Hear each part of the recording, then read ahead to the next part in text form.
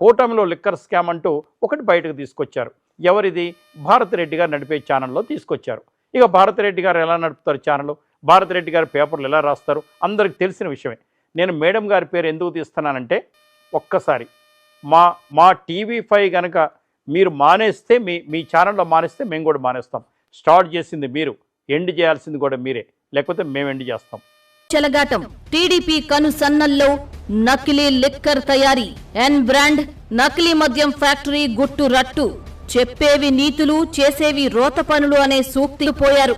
వేలాది ఖాళీ బాటిళ్లు, లీటర్ల కొద్దీ స్పిరిట్, అప్పటికే తయారీ పూర్తయి మార్కెట్లోకి వెళ్లడానికి సిద్ధంగా ఉన్న మద్యం సీసాలు, లేబుళ్లు, మూతలు అంతా ఒక వ్యవస్థీకృతమైన దందాను చూసి ఎక్సైజ్ అధికారులు షాక్ అయ్యారు. ప్రభుత్వ పెద్దల అండదండలు లేకుండా ఇంత పెద్ద దందా నడపడం అసాధ్యమని వారంటున్నారు. తంబళ్లపల్లె టీడీపీ నేత కట్టా సురేంద్ర నాయుడును అరెస్టు చేసి ఆయన ఇంట్లో 10 బాక్సుల కేరళ మాల్ట్ విస్కీని స్వాధీనం చేసుకున్న పోలీసులు